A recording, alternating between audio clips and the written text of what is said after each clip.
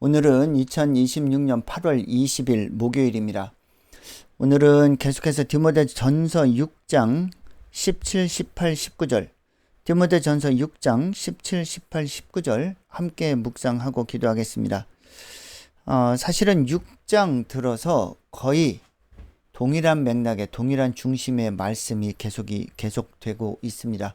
내가 하나님의 사람이라는 정체성, 그리고 예수 그리스도의 종이며 사도이며 하나님의 영광, 존귀, 감사, 찬양을 위해서 쓰임받고 있는 사람이라는 것, 그 자기 정체성, 자기 신앙 고백이 분명할 때 남은 인생을 어떤 원칙으로 살아야 하는가, 계속 지금 말씀이 계속되고 있습니다. 자, 오늘은 특별히 어떤 말씀을 통해서 디모데를 권면하고 있을까? 17절입니다. 너가 이 세대에서 부한 자들을 명하여 마음을 높이지 말아라. 정함이 없는 재물에 소망을 두지 말아라.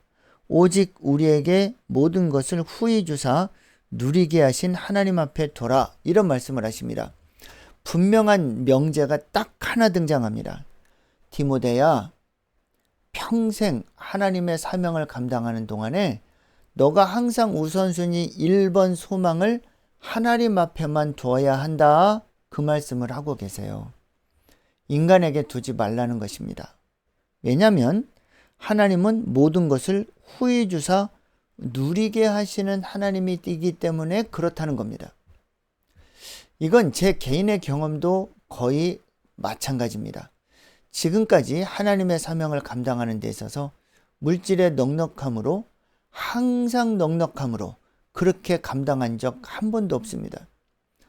늘 객관적으로는 부족했다고 생각했고, 늘 없다고 생각했지만, 놀랍게도 역설적으로 하나님께서 하나님의 일, 사명에 대한 명령을 나에게 주실 때 그걸 감당하겠다고 순종하면 항상 풍성하게 갚아주시고 채워주시고, 딱 그 사명 감당할 만큼만 하나님께서 항상 채워주셨던 역사가 지금도 생생합니다.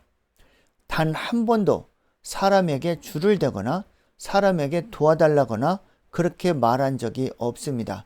이것은 잘난 척도 아니고 있는 그대로 말씀드리는 겁니다.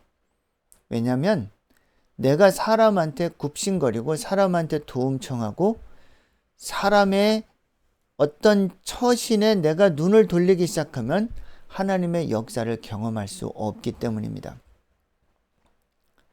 그래서 항상 하나님은 무엇인가 내게 명령하실 때 하나님 이외에 다른 것은 절대 의지 못하게 하셨습니다.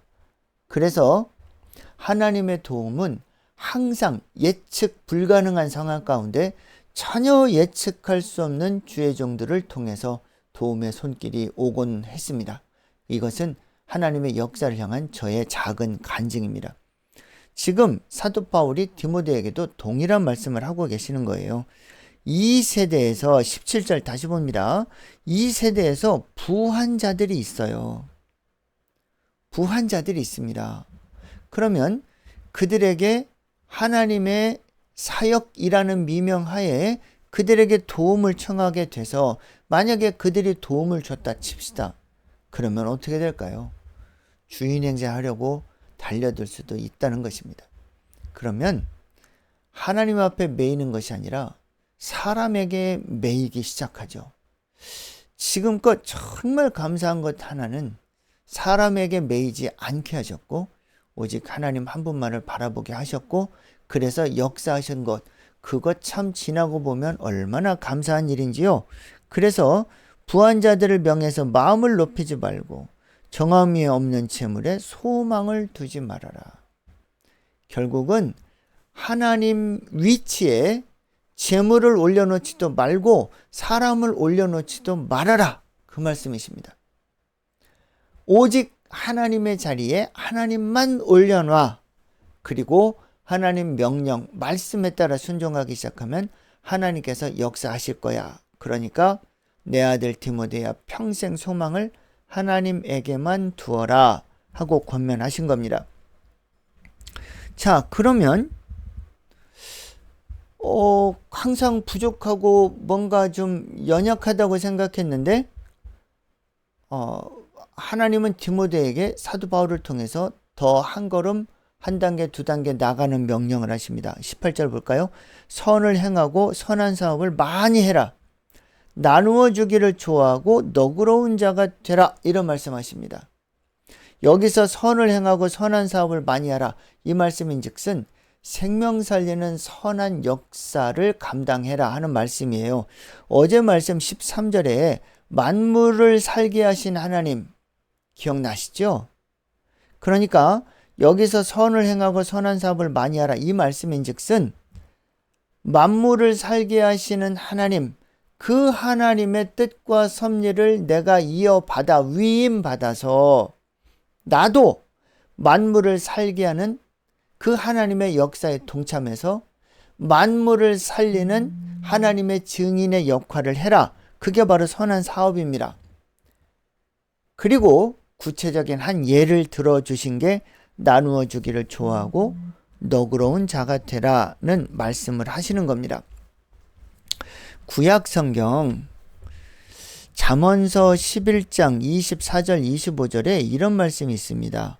흩어 구제하여도 더욱 부하게 되는 일이 있다. 과도하게 아껴도 가난하게 될 뿐이다. 구제를 좋아하는 자는 풍족하여질 것이고 남을 윤택하게 하는 자는 자기도 윤택하여지리라. 이것이 단순히 물질을 나누고 섬기는 그 차원을 뛰어넘습니다. 여기 분명히 남을 윤택하게 하는 자, 자기도 윤택하게 된다는 말씀을 하셨고, 또 전도서 11장 1절 2절 보시면 이런 말씀이 있어요. 너는 너의 떡을 물 위에 던져라. 여러 날 후에 도로 찾을 거다. 7에게나 8에게 나누어 줄지어다. 무슨 재앙이 땅에 임할는지 너가 알지 못한다. 이런 말씀을 하세요. 그래서 잠언서 12장 13절을 보시면 일의 결국을 다 들었으니 하나님을 경외하고 하나님의 명령을 지킬지어다. 이것이 모든 사람의 본분이다. 하나님은 모든 행위와 모든 은밀한 일을 선악간에 심판하신다. 이게 전도서 말씀이에요. 그러니 오늘 디모데전서 6장 17, 18, 19절을 보시면 부한 자들에게 줄대고 마음을 높이지 말고 정함이 없는 재물을 하나님 위치에 올려두지 말고 오직 우리의 소망을 하나님 앞에만 두어라. 왜냐? 그 하나님은 우리에게 모든 것을 후히 주시고 누리게 하시는 분이기 때문이다. 고로 18절 선을 행하고 만물을 새롭게 하며 생명 살리는 선한 사업을 많이 하는데 나누어 주기를 좋아해라. 왜냐? 행한 대로 갚아주시기 때문입니다. 나는 하나를 심었는데 예수님이 30배, 60배, 100배로 결과 맺게 하실 수 있기 때문입니다. 모든 생사화복, 우리의 물질, 우리의 인생 전체를 주관하시는 분은 한 분 하나님이시기 때문입니다. 그래서 나누어 주기를 좋아하며 너그러운 자가 되라. 이건 단순히 도덕교과서 황금률을 이야기하는 것보다도 내가 예수 그리스도를 향한 분명한 신앙 고백이 내 안에 충만히 있다면 우리가 여유 있게 살 수 있을 겁니다. 물질의 여유뿐만 아니라 사람들을 향한 너그러운 마음, 여유, 그리고 상대적인 박탈감에 시달리지 않고 자족하는 마음으로 내게 능력 주시는 자 안에서 내가 모든 것을 할 수 있다는 진정한 자족과 감사와 기쁨과 자원하는 마음이 우리 안에 차곡차곡 심어질 거란 말입니다. 이게 바로 너그러운 마음이지요. 단순히 착하게 산다, 봐준다 이런 차원을 뛰어넘습니다. 자족하는 마음. 지난번 나왔었죠? 여러분 자족하는 마음. 6장 6절에 있었습니다. 자족하는 마음이 있으면 경건에 큰 이익이 된다. 그래서 사실은 오늘 본문 18절 선을 행하고 선한 사업을 많이 하고 나누어 주기를 좋아하며 너그러운 자가 되게 하라. 이게 결국은 자족함의 영성이거든요. 자족함의 영성. 항상 감사할 수 있고 어떤 상황 속에서도 주님의 뜻을 찾아 순종할 수 있고 다른 사람과 비교하지 않고 박탈감에 시달리지 않고 있는 그대로 감사하고 내게 주신 사명 끌어안고 노력하고 충성하고 이것이 바로 진정한 너그러움입니다. 이것이 구약 성경으로 넘어가면 모세가 어떤 사람보다 온유함에 승했다 말씀하시는 바로 그 온유, 그리스도의 마음, 아비 어미의 마음, 바로 그것을 보고 너그럽다라고 말씀하시는 겁니다.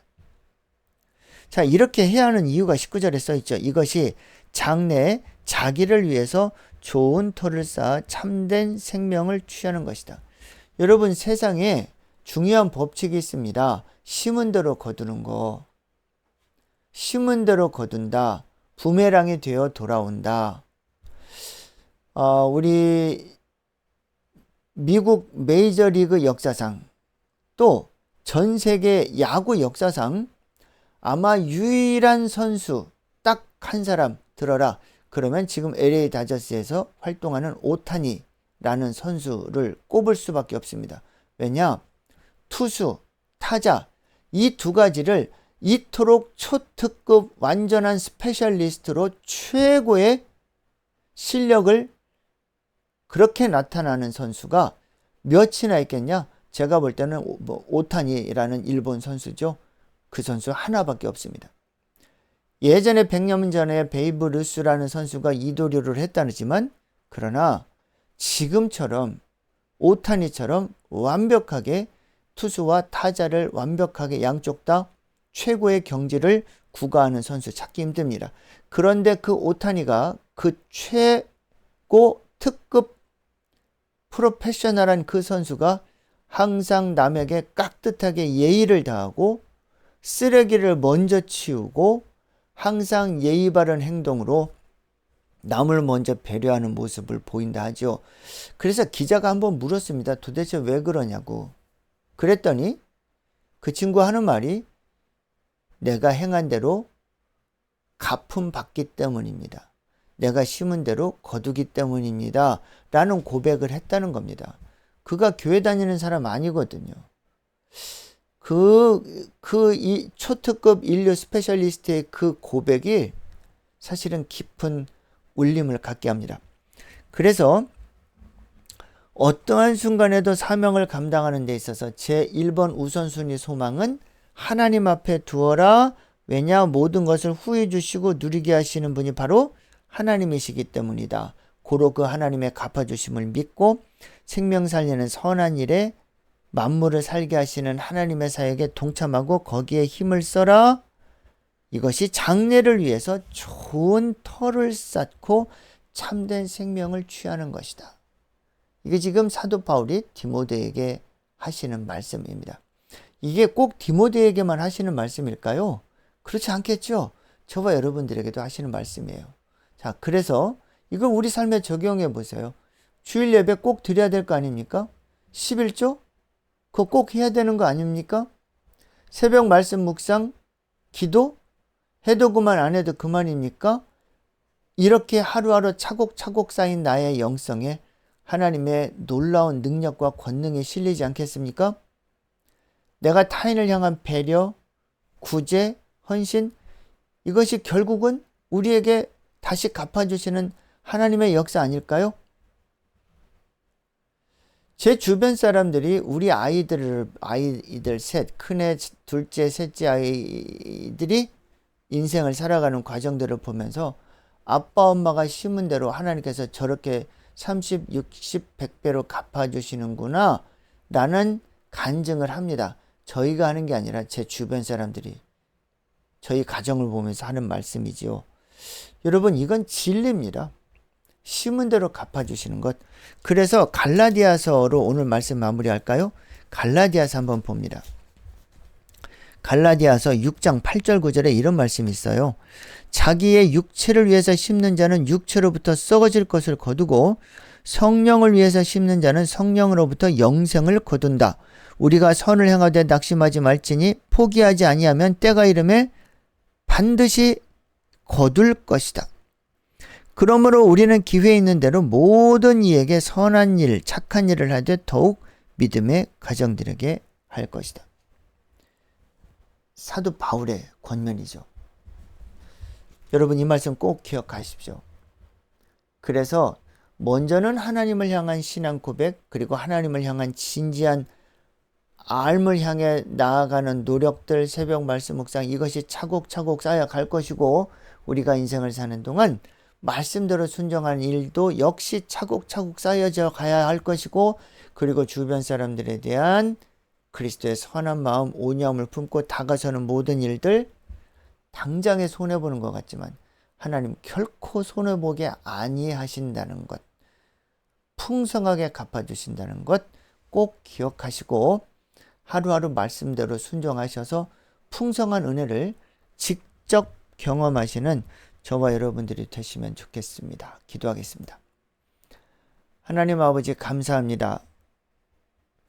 우리에게 모든 것을 후히 주사 누리게 하시는 그 하나님 앞에 진정한 소망을 두고 선을 행하며 참된 생명을 취하는 그런 성도들 되게 없어서, 특별히 새벽 말씀 묵상과 기도에 헌신하는 자들에게 이와 같은 역사가 우리 주 예수 그리스도의 이름으로 이루어지게 하옵소서. 감사합니다. 예수님의 이름으로 기도드립니다. 아멘.